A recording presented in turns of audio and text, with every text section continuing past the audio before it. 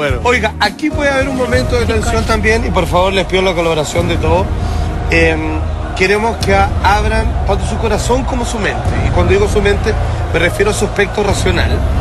Porque, a ver, nosotros en este lado del mundo, Chile, Occidente, hemos nacido con la garantía de tener a disponibilidad una religión, preponderantemente la religión católica de nuestra parte.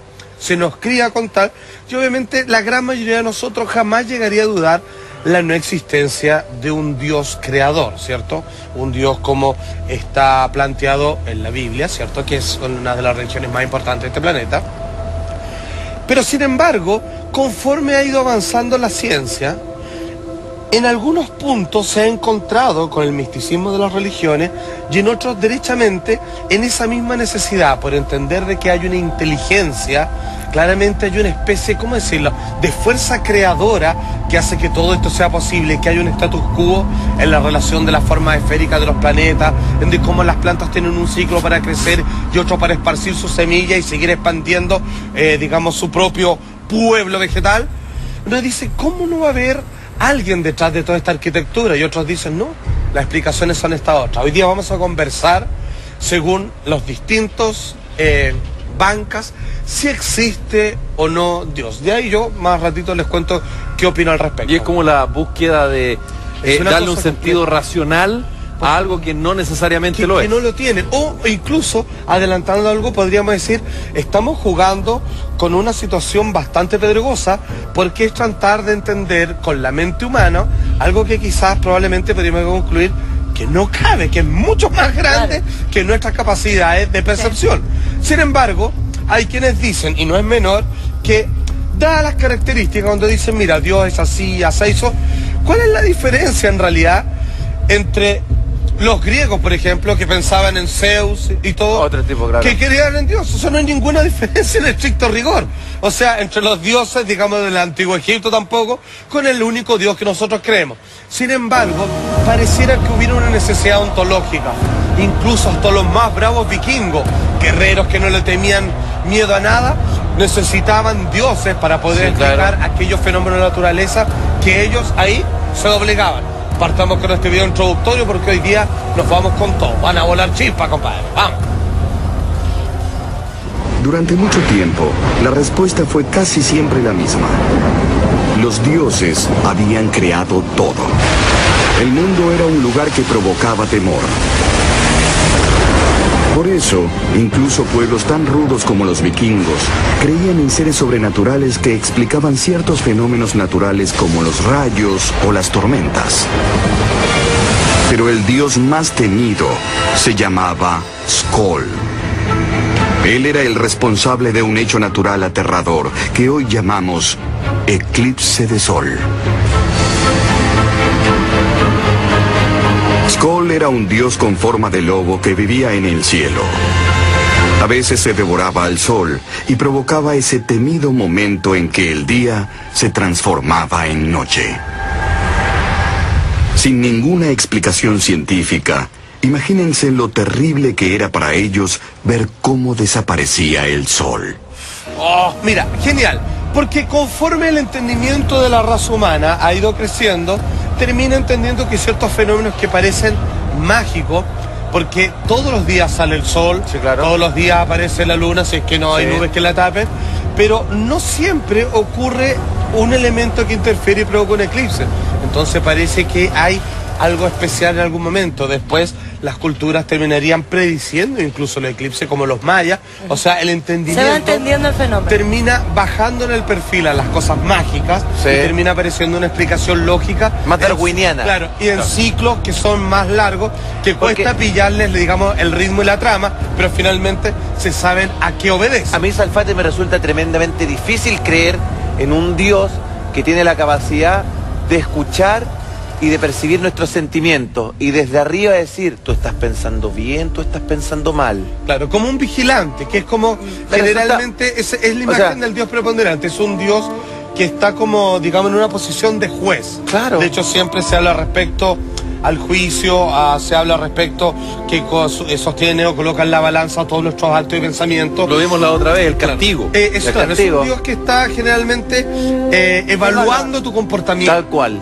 Pero ¿sabéis qué me pasa a mí cuando yo veo estas imágenes? Que estamos hablando de civilizaciones de muchos años y todo, y que yo lo veo hoy día, o lo llevo, imagínate, a mi realidad.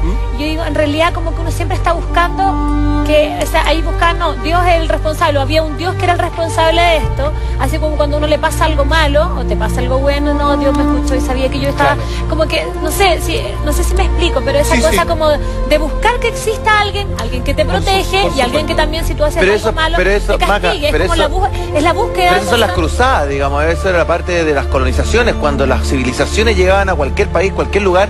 La primera manera que tenían para colonizar era un lugar, era a través de la religión. Y el fenómeno que pasa en la isla de Chiloé, hay más de 70 iglesias en Chiloé, en uno de los procesos de colonización religiosa más efectivos que se han hecho en el mundo. Entregándole un cheque nominativo, si se quiere, a una divinidad, a algo que no nos pertenece, pero que esa divinidad está sobre nosotros y nos protege. Lo que pasa es que es una apuesta de control muy brava, porque cuando yo logro imponer mi ley religiosa, que en realidad es decir, yo tengo la explicación de la verdad, quién te creó, por qué estás acá y cómo funciona todo. ¿Por qué te pasan las cosas? Ahí te empiezo a hacer caso, tú como conocedor completo de este conocimiento, yo hago lo que tú me dices porque acabo de encontrar la verdad, que es lo que todos quieren, saber qué hacer, saber que no se están equivocando y saber que su vida la están invirtiendo en el buen camino y que obviamente hay alguien velando por ti. Tal cual. Que finalmente me pasa que hay como dos aristas. Una, por un lado, es la existencia de Dios como creador del mundo, que en 7 días construyó todo esto, en 7 días, lo que dice la Biblia, que en eso, claro, a medida que van pasando los años y a medida que la ciencia va avanzando, hay varias teorías que se van cayendo, uno deja de adjudicárselas a un Dios y se las adjudica, en fin, a la evolución de la naturaleza. Pero por otro lado está la rama de que el ser humano siempre necesita aferrarse a algo. Yo me puedo aferrar a mi papá, o efectivamente me puedo aferrar a un Dios y rezarle a él y pedirle, por favor, dame fuerza de cómo seguir adelante. Si yo el día de mañana efectivamente tengo más fuerza y tengo mucha fe, se lo voy a seguir atribuyendo a Dios. Y eso ya es simplemente fe. Pero quizás es un proceso energético. De que si hay algo empírico, por algo es fe. Pero por eso lucran tanto con la fe. Tienes que ver para iglesias, la necesidad. Hay impresionante en todo el mundo la cantidad de nuevas religiones y nuevos curas. Ahora hay que entender, y vamos a tener que, en este camino, hay que aprender a separar que una cosa es la existencia de Dios o no, y otro a veces el negocio que ha construido el hombre en torno a la fe, que es casi una línea paralela que se parece, pero no es lo mismo. Exacerbado, diría yo. Y yo lo digo como católico. Perfecto. Atención, porque por un lado hemos estado hablando de cómo funciona en nosotros, obviamente, la fe, el impulso casi como un pequeño chip que tenemos al nacer de querer tratar de entender esto, responsabilizando en el mejor y en el peor de los casos a alguien que hace que todo esto se lleve a cabo. Pues bien, Stephen Hawking, hablemos, este tremendo astrofísico empírico. Exacto, y que en algún momento se metió en tema de la religión. Fue muy cuestionado, pero esta fue su respuesta. Y según él, y según, debo decirlo, según la biología moderna, Dios es un elemento que sobra dentro de cómo se ha entendido que las cosas crecen, se crean y manifiestan otras cosas. Por favor, escuchemos a Stephen Hawking. I recently published a book that asked if God created the universe. It caused something of a stir. People got upset that a scientist should have anything to say on matters of religion. I have no desire to tell anyone what to believe, but for me, asking if God exists is a valid question for science. After all, it is hard to think of a more important or fundamental mystery than what or who created and controls the universe. If you accept, as I do, that the laws of nature are fixed, then it doesn't take long to ask, what role is there for God? I have no desire to offend anyone of faith, but I think science has a more compelling explanation than a divine creator.